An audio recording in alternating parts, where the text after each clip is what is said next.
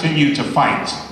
We got to fight. We have to guard the change. And a lot of people saying, well, you know, things have not gone as well as I thought they were going to go. I thought Barack Obama was going to wave his magic wand and everything was going to be all right. Well, when you had Bush pushing us in this ditch for 8 years and then putting quicksand at the bottom for 8 years, you cannot expect a Barack Obama to come and turn that around in less than 2 years. It doesn't make sense.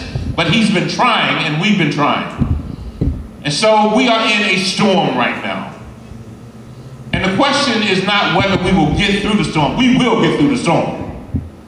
The storm will end. That's not the question. The question is who will have your job? Will you have a job at the end of the storm? Will you have your savings? Will you have your house?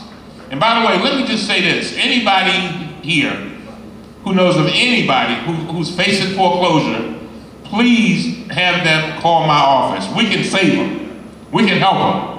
I'm determined not to let one person lose their house in my district. And I mean that.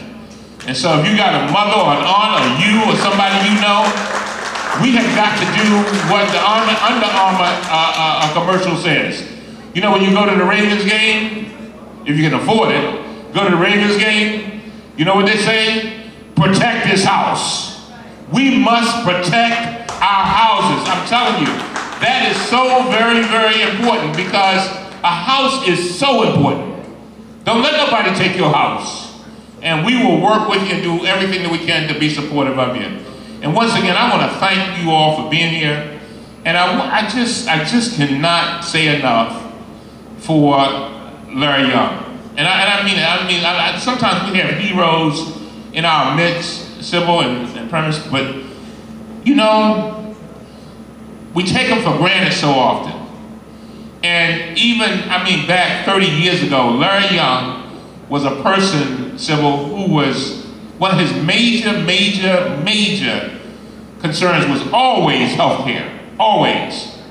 And Larry did something else that a lot of people don't know about. Every time I see a young person getting on a bus to go to school with them passes, Larry Young started that. Larry Young, a lot of people don't know that. Larry Young did that.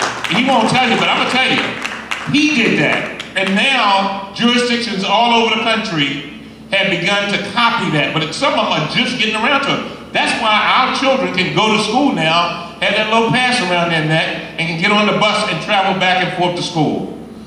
And so I say to you, I want to thank you again, and I want you all to go out there, and I want to leave you with this one little statement. As I look out at your faces, I see something that makes me feel kind of glad and kind of sad. You know, when I hit 50, 10 years ago, I went and had a reunion with myself. Anybody ever have a reunion with yourself where you just talk to yourself? And I said, Lord, I don't know how many years I got left, but the years I got, I want to be effective and efficient. But when I look at you, I think about the fact that you got something that I wish I could buy. You got something that if I could buy it, I'd buy it. I'd give everything but my wife and children. I swear I would. At 60 years old, I have now lived longer than I will live. Your lives are still in front of you. If I could buy 10 years from y'all, I'd buy it. But I can't. And I'm begging you to seize the moment. Party with a purpose. Party with a purpose. You see Sybil up here, she's gonna party her butt off. But at the same time, she's going out there and saving some people, Larry, saving women who might die if it were not for Sybil because of what she's doing. All of us need to find a cause. Larry Young finding a cause. Now, Larry was one of the biggest partiers in town. But Larry always had a cause, always. He usually had 3 or 4 causes. Another thing that Larry did, I just want to throw this in, his mother, I think, was a domestic. And what was it, Larry? Certain benefits? Workman's comp. His mother was a domestic doing days work. Now don't act like y'all don't know what days work is. Some of y'all's mothers did, grandmothers maybe. My mother did days work, $7 a day in car fare. And what Larry did, because when he saw his mother struggling, he said, wait a minute, I can't have my mother and other mothers like her struggling, and then they get injured on the job and can't get no benefits. So he brought about workman's compensation for folks who were domestics. All of us can get a cause. All of us, and civil, all of us can have a cause. All of us see things. Some of us know people who suffer with HIV/AIDS. That can be our cause. Other people have seen people who have been thrown out of their houses because of foreclosure. That can be our cause. Other people have seen our younger brothers and sisters have to drop out of school because they don't have tuition. That can be a cause. All of us need to have a cause. And then we need to work on that cause over and over and over again. I close with this. When my daughter graduated from high school, I'll never forget my father, who was a preacher. He's dead now, but he came to a graduation civil. And when he came to, I'm almost finished, when he came to the graduation, he was late. And they announced her name to Jennifer Cummings.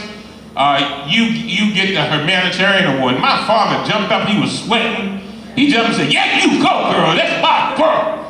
And so he's bigger than me. And then when it came to, they said, now Jennifer Cummings, you had the second highest average in the class. He said, no, he jumped up and said, no, that's a Cummings girl. They cheated you. I'll never forget this, they cheated you. I was so embarrassed I didn't know what to do. But then, after the graduation, he went and he pulled us to the side. He didn't even know I heard him. But he pulled us to the side and he pulled out, reached in his pocket, and I didn't know what he was going to do. But he reached in his pocket and he said, girl, I'm so proud of you. And he said, I'm so proud. The sweat was just rolling down his face. And he said, what was that award you got? She said, well, it's a humanitarian award, Daddy. And she gave her $1. And they said, well, you came in second, but you know you should have came in first, but you did come in first, but they cheated you. So here's $1. She gave her another $1. They said, well, I'm going to throw another 5 in. So he gave her $7. He wasn't one of them people that gave them big presents, you know, to get wrapped up at Macy's. But then he said something that I say to you. He looked her in her eyes and he said, I see my future and my future is bright. I see my future and my future is bright. And what I say to you, and not long after that, he died. And our future is in you.